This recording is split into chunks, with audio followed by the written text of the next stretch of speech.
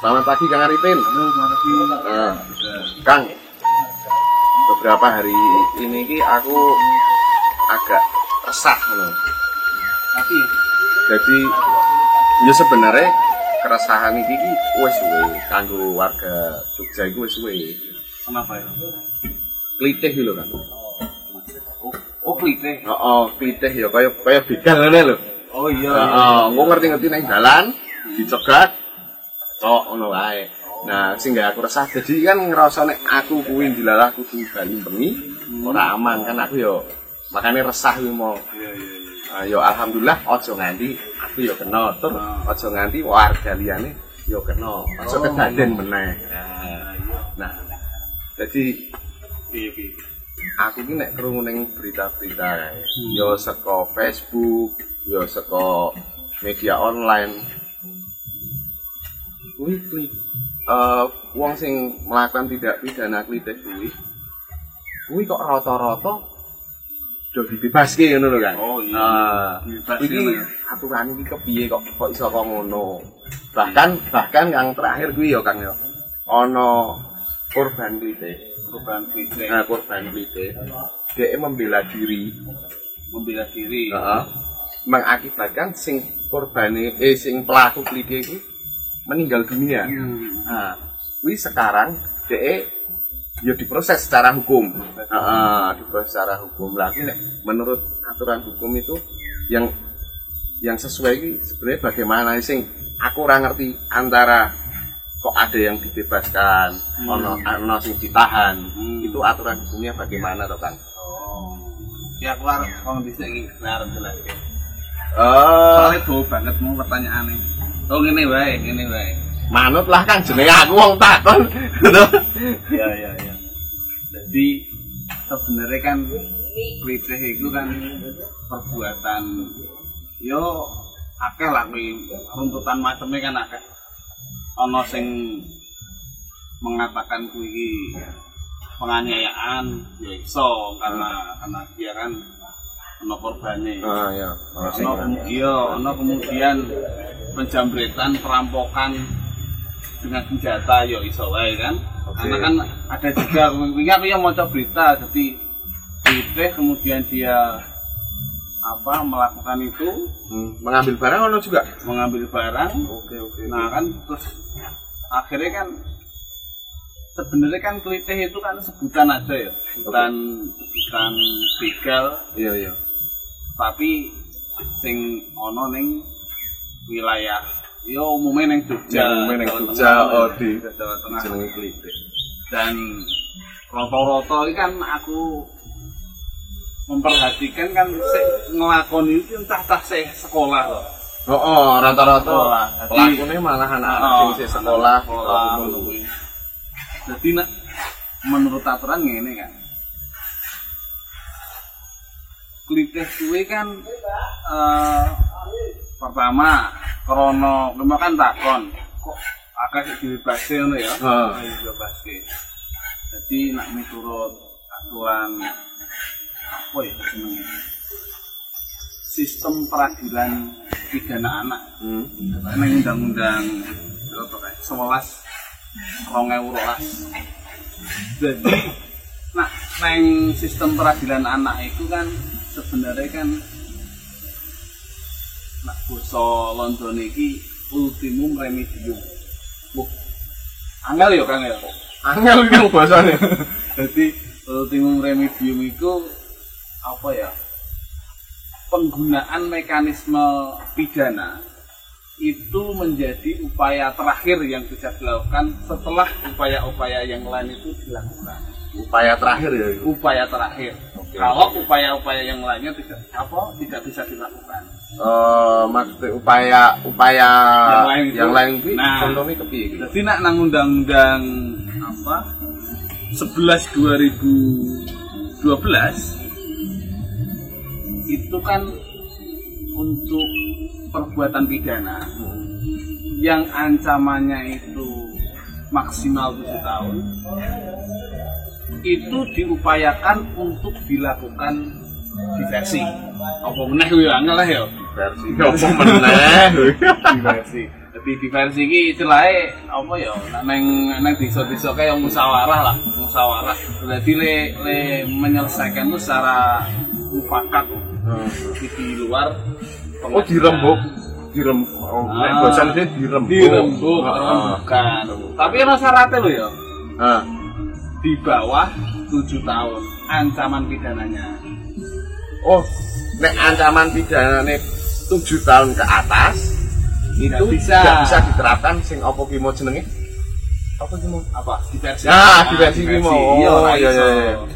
Kalau ancamannya 7 tahun ke atas nggak bisa karena aturannya itu maksimal 7 tahun itu bisa dilakukan diversi. Nah ini sih pertanyaan sih dimaksud dengan anak usia piro toh? Nah kan kadang kan aku ora ngerti Kang neng pidana kuwi sing dimaksud anak kuwi umur piro to? Iya, nang undang-undang mau 11 2012 mau dimaksud dengan anak itu ketika dia itu berusia 12 sampai 18 tahun. Seperti 12 sampai 18 tahun. Nah, sekolah ini kira-kira lulus SMA. Lulus SMA ya. Jadi lulus SMA mau SMP 18 tahun kan SMA. SMA ya. Berarti 12 sampai 18 itu ya sekolah ya, SMP sekolah SMP SMA. Nah, ini makanya kan apa mereka itu melakukan tindak pidana dan ancamannya itu di bawah 7 tahun atau maksimal 7 tahun itu bisa diupayakan untuk dilakukan diversi. Oke, sing dirembuk iku mau ya. Iya. Nah, masalahnya klite ini ancaman pidananya piro kan? Kuwi iso ora iki dilakukan diversi. Nah, aku delok-delok neng berita kan klite sudah diupayakan dikembalikan ke orang tua. Oke. Dikembalikan ke orang tua. Dikembalikan ke orang tua. Nah, nek dibalikkan ning intine terke Bali ngono kan? Iya ora terke Bali, itu kan dikembalikan ke orang tua kok ndike wong tuane, men ora baleni meneh ngono. Buat sing kaya ngono kuwi meneh. Nah, masalah iki ancaman hukumannya 7 tahun apa di atas 7 tahun? Lah aku ora ngerti lho, Kak. Nah, kuwi dadi masalah kan kuwi. Nah, kadang kan penerapan pasal terhadap tindak pidana itu mau apakah kuwi dimaksud dengan penganiayaan dan lain sebagainya itu kan macam-macam. Nah biasanya kalau apa namanya penganiayaan klitih ki mau nak miturut pasal 351 itu pengaturan pidana tentang penganiayaan. Nak klitih mau dianggap penganiayaan loh ya. Iya nek dianggap penganiayaan loh. Oh berarti aturan hukumnya beda ya kan? Ya beda-beda. Oke. Beda-beda. Nak dianggap penganiayaan biasa dalam penganiayaan biasa. Nah, penganiayaan gue kan aturan gimana yang pasal 351. Nah, klitih mau dianggap sebagai penganiayaan. Oke.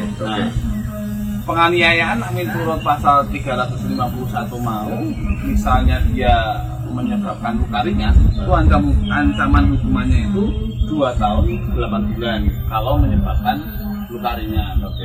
Masih di bawah 7 tahun loh ya. Kalau kemudian dia menyebabkan luka berat, itu ancaman hukumannya 5 tahun. Oke. Luka berat 5 tahun. Nah, kalau menyebabkan korbannya tadi meninggal dunia, itu ancaman hukumannya maksimal 7 tahun. Maksimal 7 tahun. Itu kalau yang tadi penganiayaan. Tetapi kita delok sih tak sambil rokok. Iya, rokok wae, rokok biasa. Tapi klitih mau ki sakjane masuk nggo pasal itu ora. Nah, ini kan kudu dipertanyakan lagi kan. Nah, ternyata nek aku ndelok iki ana ragame. Sakjane apakah klitih kuwi iki cocok ora diancam dengan pasal 351 mau dengan penganiayaan biasa. Ini masalahnya. Nah, penganiayaan biasa berarti sing dimaksud kuwi bukan anak di bawah umur sing dimaksud biasa kuwi. Yo apa kan ana klasifikasine to, Kak? Heeh. Neng apa 351 itu kan dia mengaturnya kan secara umum. Apa melakukan penganiayaan, tidak ada penyebabkan, tidak menyebabkan secara spesifik apa, menyebabkan luka ringan, diajar dengan ini menyebabkan luka berat, kayak gitulah kan. Nah klitih ini kan khusus kan, dia dilakukan di jalan, ada kemudian di malam hari. Oke. Oh, malam hari kuwi ya diatur ya ning diatur. Oke. Terus ada kadang mencuri barang toh, ada pencurian dengan kekerasan. Itu kan yang beda tuh kan. Oh iya oke ya. Nah iya. Berarti antara nek umpamane klitih sing jumuk karo klitih sing ora jumuk ning bacok ngono ki. Iya tentu beda. Oke. Nah ini kan ono juga klitih sing istilahnya motifnya kan balas dendam loh. Balas dendam lo kancane misalnya kan ternyata ning dalan dia merencanakan ke rumah lo gaman-gaman kan ujungnya ya beda loh. Itu penganiayaan boleh nyepake niat balas dendam bisa dikatakan nganu enggak Kak? Pembunuhan berencana. Iso kan. Oke. Jadi kan bedanya kan kuwi nak melihat kasus pidana itu kan harus dilihat kasus per kasus tuh. Di kasus itu yang ngopo, jadi kenapa harus menggunakan aturan sekui? Oke. Nah, mau nak misalnya klitih kuwi ternyata kok ngomah nggaman, memang ada niatan arep mateni wong, ya koncone apa sapa kok niat arep nganiaya ngono lah. Nganiaya, kuwi yo iso kena pasal makae. Apa namanya 338 gitu kan. Kemudian bisa dianggap sebagai pembunuhan berencana dengan hukuman maksimal 15 tahun atau itulah. Oh, tekan 15 tahun. Oh, akeh banget. Makanya kan didelok mau kan. Nah, nek nganggo pencurian mau kan. Iya.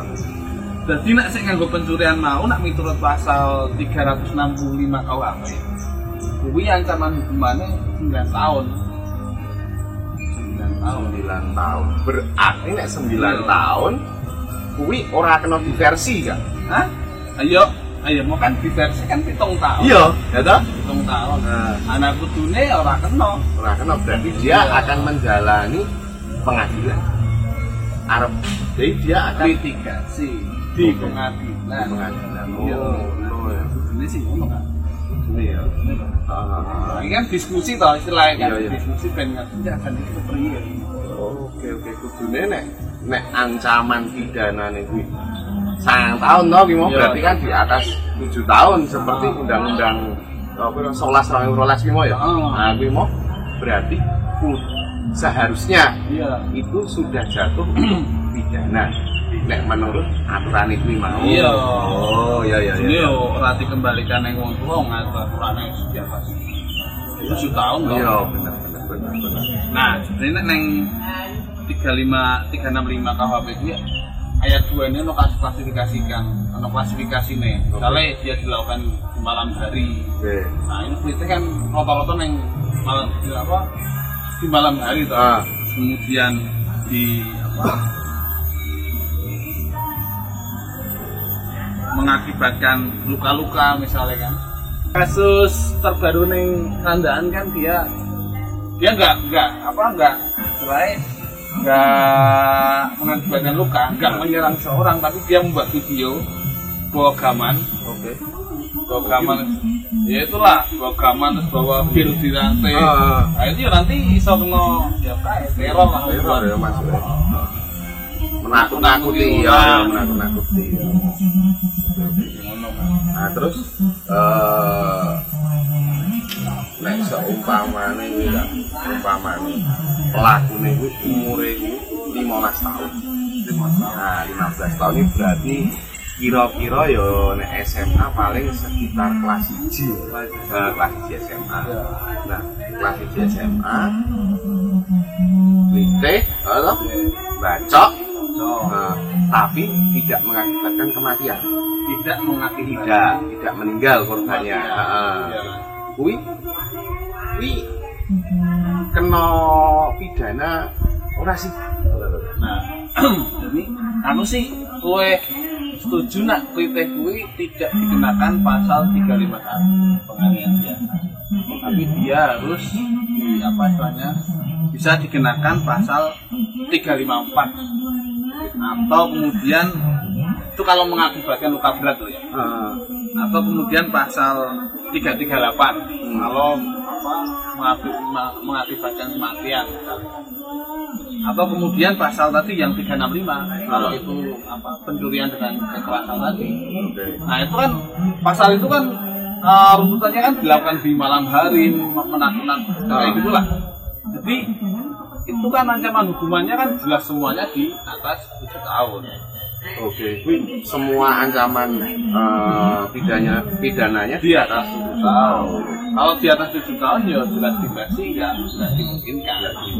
Nah karena ini kan, jadi sebenarnya ada anggapan yang cukup miris di masyarakat. Oke, jadi kadang klise itu kenapa dia terus-terusan berbuat seperti itu?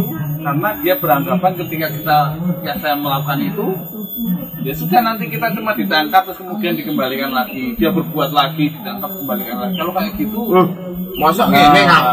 kalau kayak gitu nanti kan istilahnya kan klise ini terus-terusan ada. Baleni meneh. Lah saiki nek umpama iki beda kan. Dilarang ana sing kecekel gara-gara narkoba. Bar kuwi wis lepas ya to. Kecekel meneh kasus sing padha. Kuwi nek sing biasa pasti akan lebih berat daripada yang kemarin. Nek iki kepiye kan? Jadi nah kuwi tentu kok aturannya beda meneh kan. Beda meneh. Jadi kan kudu mau kan aku ngomong. Jadi ketika ada kasus pidana, itu kudu didelok kasus per kasus. Kasus iki kronologi ini kepriye, kemudian unsur-unsur yang dilakukan apa. Misalnya ada narkoba, ya tentu menyelesaikan dengan undang-undang narkotika juga. Ada ancaman hukumannya beda-beda ya itu. Narkotika mau. Nah, misal mau kecekel dihukum, kecekel meneh, jenenge residivis. Biasanya itu ancaman hukumannya lebih beratkan. Iya, itu sama aturannya ketika hakim mau memutuskan suatu perkara. Biasanya beda dengan orang yang baru pertama melakukan tindak pidana atau orang yang mengulangi tindak pidana yang serupa. Nah, nek seumpamane yang pertama, itu si pelaku itu bisa melakukan diversi, bisa menyelesaikannya tidak melalui jalur litigasi atau pengadilan itu tadi. Nah, rupanya karena dia merasa dia kena diversi, ya dia bebas setelah itu melakukannya lagi. Nah, apakah setelah itu akan diberlakukan diversi meneh atau setelah itu langsung kena pasal itu tadi terus akan kena pidana dia? Apakah bisa? Jadi pertama dia kena diversi ya, karena belum cukup umur ya. Ya, belum cukup umur. Dia pokoknya sudah memenuhi syarat untuk melakukan diversi. Tetapi rupanya dia melakukan tindak pidana lagi. Itu lagi. Ya. Nah sebenarnya kan, aturan diversi kan jelas ya. Ya maksimal ancamannya 2 tahun dan lain sebagainya. Cuman kan ketika ternyata dilakukan diversi, selesai lah di situ satu perkara selesai dilakukan diversi. Tetapi ternyata orang tua si anak tadi tidak bisa mendidik. Nah, tidak bisa mendidik dan si anak tadi mengulangi perbuatan pidana lagi. Kita lihat lagi nih perbuatannya. Kasusnya apa? Kasusnya apa? Ancamannya apa? Seperti apa? Gitu. Ya misalnya ancaman hukumannya itu di bawah 7 tahun. Tapi dia pengulangan. Pengulangan iya. Podo. Kasusnya podo plek. Tapi diulangi. Nah sebenarnya kan kalau di sistem peradilan anak itu kan diupayakan, diupayakan untuk dilakukan diversi. Nah kalau semisal tidak bisa dilakukan dengan diversi, maka bisa dilakukan dengan mekanisme peradilan pidana. Ora maksa kudu diversi ora. Jadi kan itu kan penegak hukum itu kan harus melihat tinggal diversi itu sopo kan? Harus melihat kasus per kasus ini kan seperti apa kan? Seperti itu seperti apa?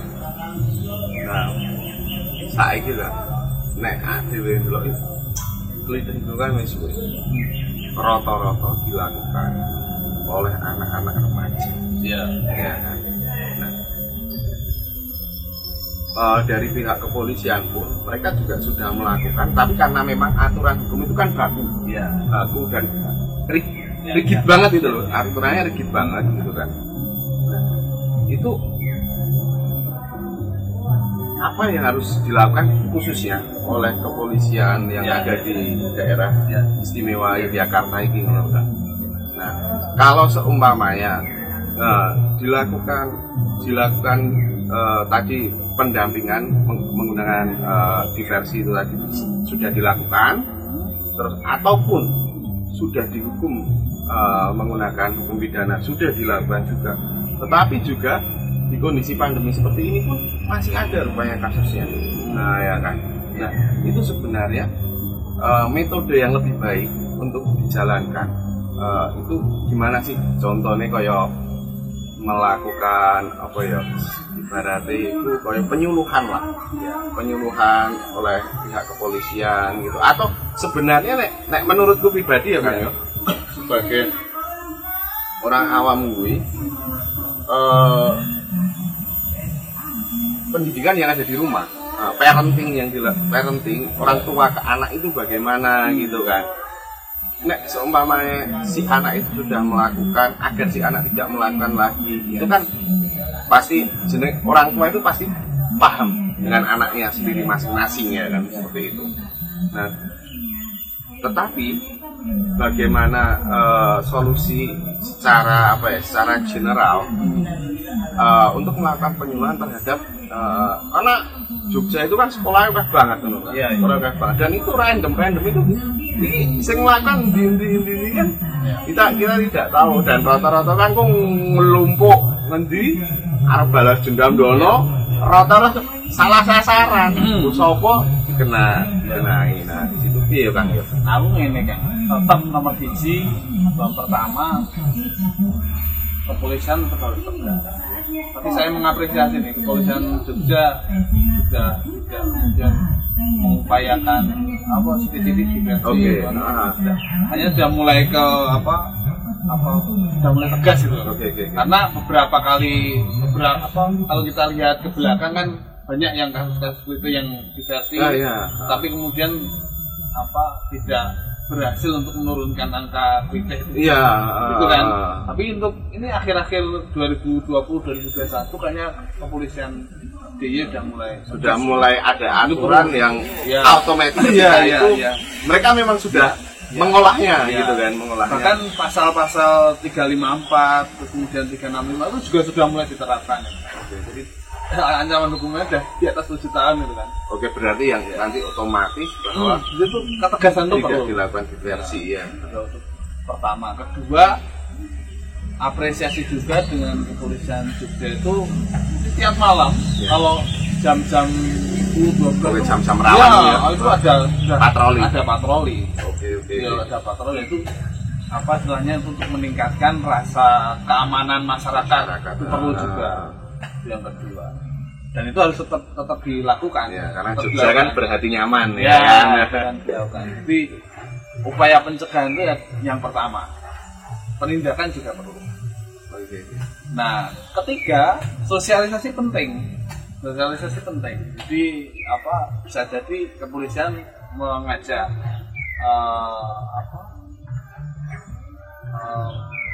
turun ke jalan, bukan ke jalan, bukan ke lapangan, ke desa-desa itu. Desa-desa, melalui desa mensosialisasikan, karena kan pemerintahan terkecil itu kan basisnya kan desa ya. Nah, desa itu justru strategis. Kepala desa itu justru bisa kemudian mensosialisasikan ke masyarakatnya agar kemudian lebih produktif seperti neng desa itu kan Karang Taruna Karang Taruna dan lain-lain yang memiliki banyak kegiatan positif itu gitu kan. Ya memang selalu ketika seperti itu kita pasti harus mengarahkan ke kegiatan-kegiatan yang positif dan lebih produktif gitu kan. Ya, cuma sebenarnya kita itu agak miris juga. Mirisnya itu begini, Jogja itu adalah kota pelajar, gitu kan. Di mana kita menjadi parameter nasional, pelajar-pelajar di Yogyakarta itu akan menjadi parameter nasional di Indonesia gitu. Nah, jadi harapanku kan sebagai warga gitu kan, harapanku memberikan perhatian khusus kepada para pelajar, memberikan dalam hal maksudnya dalam hal ini itu pendampingan itu aku kancani terus itu enggak, tetapi bisa berupa seperti mengkampanyekan bahwa apa sih gelidah ini? Apa sih fungsinya gelidah ini? Ya, malah bukan bukti eksistensi kita kepada seumuran kita atau kepada masyarakat, itu bukan eksistensi. Justru eksistensi itu dibangun dengan prestasi. Jangan merugikan masyarakat. Kalau bisa kita bermanfaat bagi kanan kiri kita, minimal kita tidak usah bicara jauh-jauh ya kan ya. Jadi bermanfaat untuk kanan kiri kita, ya kan. Sekolah sing bener, Walau saiki apalagi kondisi pandemi kan. Untuk melakukan sekolah secara normal boleh susah minta ampun ya toh. Nah, makanya itu banyak kegiatan-kegiatan karena pembelajaran dilakukan secara daring loh. Itu misalkan banyak membuat grup yang positif, grup-grup yang mengenai pembelajaran di sekolah atau diskusi-diskusi yang arahnya itu memiliki tujuan sebagai seorang pelajar yang ada di Yogyakarta gitu loh. Dia kita punya citra kita yang harus dikembangkan. Kesimpulannya bagaimana untuk adik-adik kita ataupun siapapun lah sebenarnya. Jadi ini kesimpulan dari ya. Jadi cuma meringkas dari tadi yang kita obrolkan. Ini kritik itu perbuatan yang tercela, perbuatan yang pidana tentu sangat merugikan dan merugikan, meresahkan. Kalau bisa adik-adik di SMA, SMP itu jangan terkontaminasi